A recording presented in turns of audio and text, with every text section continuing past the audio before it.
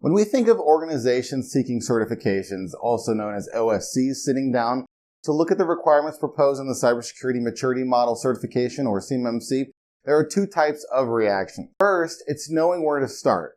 They'll look at a list of requirements that contain letters and numbers that seem like a foreign language to them. Second, there are the more advanced businesses that house controls in a CSV file.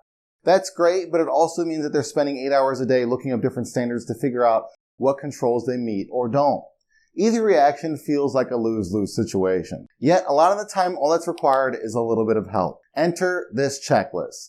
Its intention is to help both categories of reactions as a roadmap for you to follow. Hi everyone, I'm Matt from eTactics, and today I'm going to give you an unofficial CMMC checklist. Before we get started though, make sure you subscribe to our YouTube channel by clicking the button below. While you're down there, hit that alert bell icon next to it as well, so when we post new helpful content, you get notified.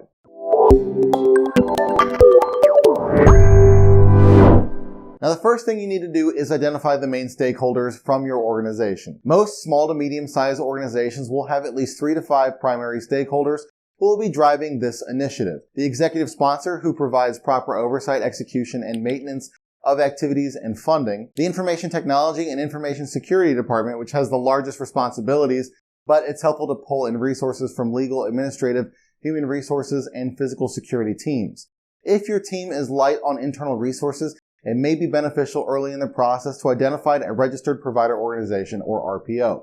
RPOs have the required knowledge to assist in the early stages of preparing your organization for CMMC. Second, you need to determine your maturity level. We know from previous videos on this channel that there are 4 levels of maturity that are based on the amount of controlled unclassified information, or CUI, an organization deals with. We also know that contractors providing commercial off-the-shelf or COTS products and services won't need CMMC at all. This holds true as long as the product or service isn't modified from the commercial version in any way. The number of contracts with CMMC requirements will continue to increase each year. The DoD will continue to increase its emphasis on its new mandate as more contracts contain CMMC from 2021 through 2025. Prime and subcontractors must have their CMMC certifications by the time of an awarded contract. In 2021, there will be only 15 prime contractors awarded with CMMC requirements. That's only approximately 1,500 contracts within the defense supply chain altogether. But the DoD estimates the number of contracts with CMMC requirements will continue to grow. Third, you need to determine where FCI and CUI exist. The scope of where CUI and FCI exist encompasses the people, processes, and technologies that store, process, or transmit sensitive data. Network segmentation reduces the scope in 2 ways: isolating by blocking logical access and controlled access by traffic type or the direction of an initiated connection. Successful network segmentation creates a secure enclave, thus separating the secure data environment from everything outside the perimeter. It also defines how you control anything going in and out of that boundary. If you haven't already identified the people, processes, and technologies that influence the security of FCI and CUI, you should. Fourth, you need to build an environment. Your assessor will likely want to see a clearly defined secure enclave and controls to ensure that there aren't any holes within the perimeter. If you intend on using an external cloud service provider, they should meet the FedRAMP moderate baseline and meet the requirements under DFARS 7012 paragraph D. Fifth, you need to identify gaps. If your organization has at least a Maturity Level 1 certification, the CMMCAB lists 17 controls in total. For each of those controls, you'll need to provide sufficient objective evidence, or OE. Your OE in this case should demonstrate your adoption of the required practices and that you're performing the related processes.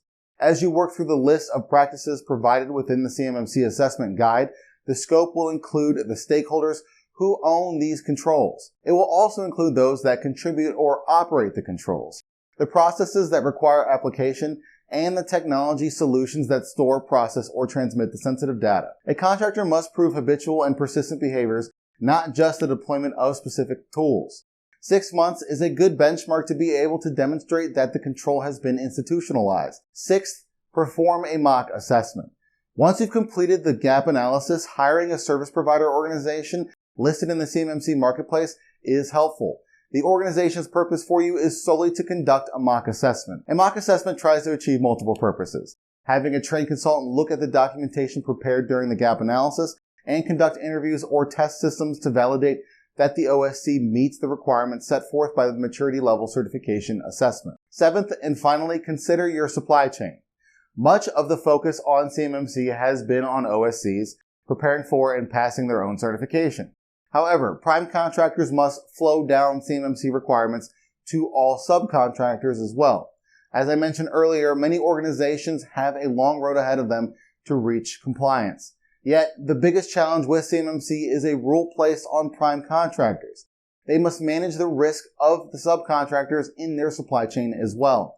Now, that's a huge undertaking that may require more time than by fiscal year 2025. To stay ahead of any CMMC surprises, many prime contractors are taking measures to ensure compliance right now. They're making sure that their essential subcontractors devote resources to achieve compliance with CMMC. Thus, there are a wide variety of solutions out there that help guide organizations through the CMMC ecosystem and track progress on the same.